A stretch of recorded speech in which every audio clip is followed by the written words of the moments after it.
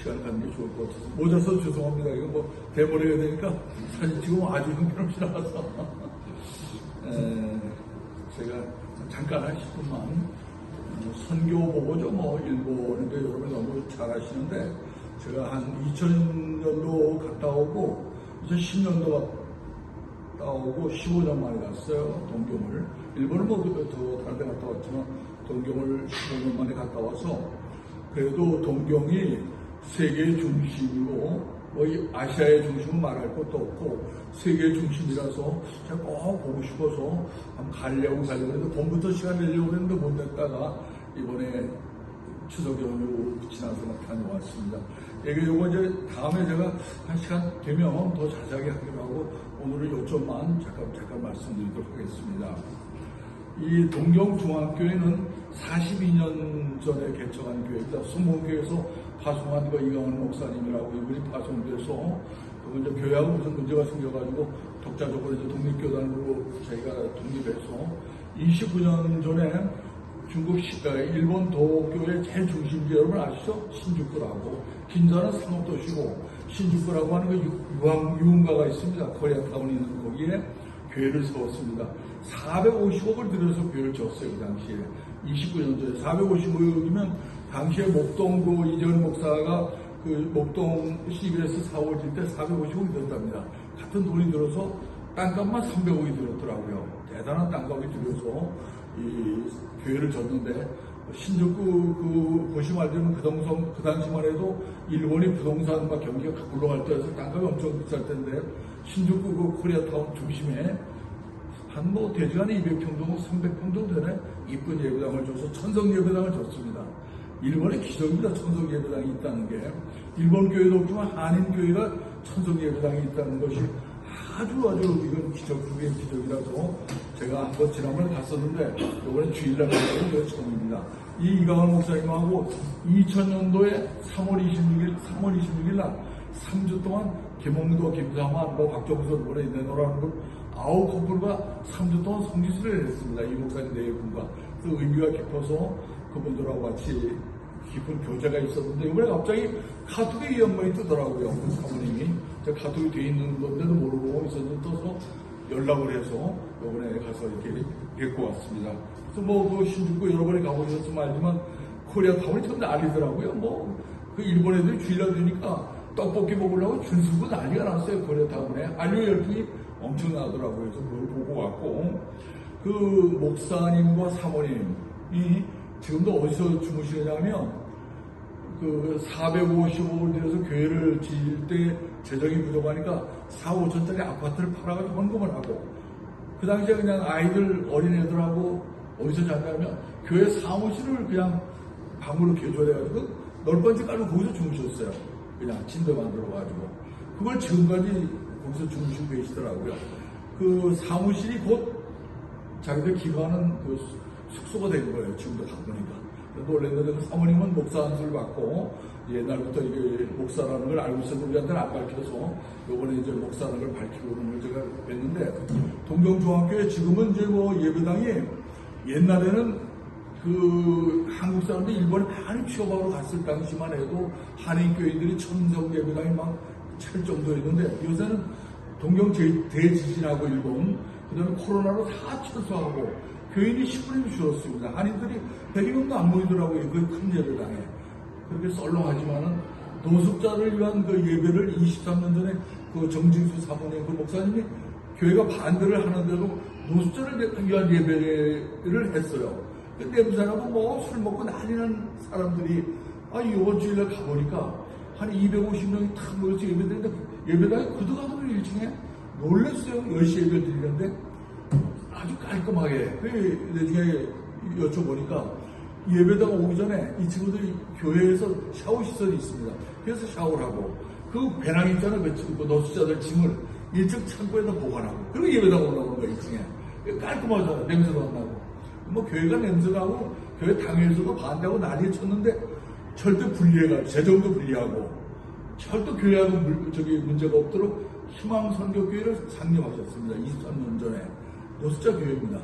그러니까 지금은 그 교회가 23년 돼가지고 모교회보다 동경중앙교회보다도 더 많이 모이는 그런 예외의 공동체가 됐어요. 뭐 엄청나더라고. 주일날 가보니까 그 장로도 있고 거기는 봉사하는 사람들이 많이 나와가지고 그 노숙자라는 사람들이 별 사람들이 많잖아요. 교회가 가히 친구들이 다 그냥 정리하고 정돈하고 청소하고 그러는 거. 예배당 가보니까 가운들 입고 난리야. 아침에 가보니까 한인교회나 일본교회들은 다 없는데 노숙자들이 교회를 운영하는 그 현장을 제가 보면서 많은 은혜 받고, 그 이강호 목사 네 분이 세계적인 목회자이거든요. 그 당시에 말이죠. 30년 전부터 일본을 그렇게 목회하는 분이니까. 그런데도 지금도 교회 사무실에서 깜짝 놀랐어요. 교회 사무실에서 밥 먹고 거기 목사님 방 침대도 아이들 거기 다다미에 깔고 주무시는데 아이들 3명을 거기서 키우시더라고요. 그래서 여기에 제가 감동을 먹고, 그 아들이 귀국했는데 아들은 이사무엘 목사라고 5살에 일본 가가지고 미국에서 대학을 공부하고 그 남가주 사랑의 오정목산 교회에서 20년 동안 봉사도 하고 전도사로 13년 봉사하다가 5년 전에 들어와서 청년사역과 그 일본인 사역을 이제 맡게 됐습니다. 이사무엘 목사도. 근데 아이가 4명이에요. 그러니까 아이가 4명이니까 집을 얻을 수가 없잖아요. 일본에서 아파트 하나 얻기 어려우니까. 교회 2층의 게스트하우스에서 식구 같이 자는 거예요. 그때 6 식구가 또 거기도 너무 좀. 교회 사무실이 애들 놀이방이 되고요. 그래서 교회 식당이 그 사모님하고 온 식구들이 주방이 되는 거예요. 야, 그걸 보고 내가 거기서 밥을 한 끼 주일날 저녁에 이렇게 점심에 대접을 받았는데, 보니까 교인들이 밥 한 거 가지고 목사님 주시면은 뭐 김밥하고 싸는 거라면 그거 냉장고에 일주일 또 드시고 그러더라고요. 그렇게 아주 검소하게 사시면서 전생에 다니면서 거기도 전파하시고, 한국에도 아주 유명한 저거에서 이강호 목사님이라고 많이 와서 집회도 하고 계시는데, 그 사랑의 교회, 지금 그 둘째가 사랑의 교회 부목입니다, 현재. 그래서 사랑의 교회도 그 연결되어 있고, 노숙자 선교가 이번에 가보니까 제가 굉장히 그 도전을 받았습니다. 뭐 굉장하더라고요. 굉장해요. 그래서 12시에는 일본인 교회인데, 일본인들은 몇 명 안 모이고, 2시에 한인들 한 100여 명 모여가지고 예배 끝나고 이제 점심용 저녁을 이제 그 식당에서 해먹고 이렇게 가는 그 현장을 제가 보고 왔습니다. 그래서 요번에 저 가서 이렇게 느낌은, 일본을 변한 거는 15년 비해서 변한 건 하나도 없더라고요. 근데 딱 변한 거 제 3가지를 짚으라고 그러면, 아키하바라라고 하는 전자상가 싹 없어졌고요. 싹 없어졌어요. 제가 한번 어떤가 하고 일부러 일본 제가 5박 6일 있는 동안에 단단 아무 데도 안 가고 이 교회 가고 목사님과 하루 식사하고 저기 지냈고요. 아들 목사님과 또 하루 제가 보냈고요. 그것만 하고 제가 왔으면 하루를 우에노하고 아키하바라 들렸는데, 아키하바라 가보니까 전자상가가 다 없어졌어요. 그래서 애들 게임기는 좀 팔고 없어요. 소니가 삼성이나 LG한테 다 몰려서 전자상가가 없어졌고, 그 다음에 택시가, 일본 택시가 바뀌었더라고요. 여러분 옛날에 가면 일본 하면 리무진 까만 도요타 차가 택시를 다녔는데, 지금은 그게 거의 다 없어지고 재팬 택시라고 해서 도요타에서 이렇게 이쁜 택시가 2000년도 그 올림픽 할 때, 2010 몇 년도 올림픽이었죠? 올림픽 할 때 그 2020년도군요. 올림픽 할 때 대비해서 택시가 바뀌었습니다. 이쁜 택시로, 도요타에서 나온 택시로 그거 바뀌었고요. 3번째 제가 변한 거를 찾으려고 이번에 갔으니까, 이번에 간 목적은 일본이 어떻게 변화했나를 보는 거 하나 하고, 2번째는 동경중앙교회가 우리 선교를 어떻게 하고 있는가 제가 궁금해서 갔는데 2가지는 제가 봤고요. 마지막으로 제가 느낌은, 마지막 날 제가 아침 월요일 날인데 8시쯤 이제 이렇게 좀 시내 나오려고 전철을 이제 스가모역이라는 데서 제가 숙소가 있어서 일어났는데 보니까 아이들이, 중고등학교 아이들이 가방을 빼고 가득 몰려있는 거예요, 역에. 그 스가모역은 우리나라로 2호선까지 환승역인데, JR역 환승역인데, 그 신주쿠에서 5 정거장 그 옆에 떨어진 역입니다.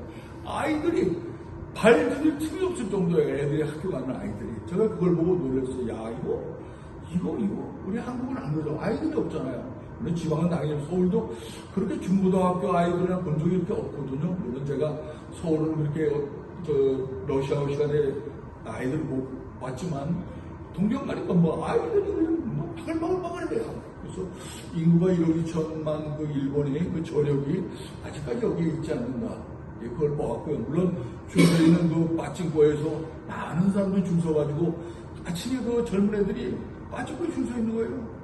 처음에 줄 서가지고 빠지고 줄 서 있는 걸 보고 제가 또 충격을 받았지만 또 아이들 보고 또 충격도 받고 이게 일본의 그 국가입니다. 이번에 노벨 뭐 화학상 노벨 상 2개인가 받았죠 일본에서. 근데 아주 국가입니다. 노벨상을 받는 그런 저기 일본이 있는가 하면 그 빠찡코에서 기다리는 아침 10시가 오픈하는 시간에 줄 서 있더라고요. 그 빠찡코에 들어가려고. 그걸 보면서 일본의 양면을 보고 왔고요. 그래서 어린아이들이 많다. 젊은이들이 많다. 일본의 앞으로 비전은 우리가 볼 수 있는 이거다. 우리나라가 비교되면 젊은이가 없다는 거, 어린아이가 없다는 건 참 안타까운 시선을 제가 보고 왔습니다. 마지막으로 제가 느낌은 우리가 선교교회인데 그 노숙자 교회 이름이 희망선교교회입니다. 동정중앙교회 안에 절대 별개입니다. 예산도 별개고 행정도 별개고 다 별개인데 교회 예배당만 오전 10시에 저기 해가지고 예배만 드리더라고요. 노숙자 교회가.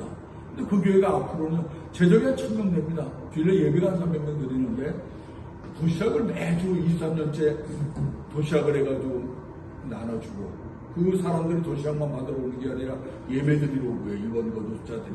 그 사람들이 변화돼가지고 장로가 나오고 교회 그 봉사자가 나오고 그 변하는 모습을 제가 확실히 봤어요. 그래서 매년 9월달이면 그 희망선교교회에서 주최하는 페스티벌이 있는데 올 9월에 제가 했는데 오라는데 그때는 제가 못 갔는데 내년에 저기 꼭 한번 가보려고 우리 한번 가자고요. 그래서 우리 가까운 데 있고 여러분들이 한번 또 일본을 한번 보러 가야 되고 또 선교 현장을 한번 갈 수 있는 기회를 제가 가끔 만들 테니까 일본 한번 가도록 그렇게 하고요.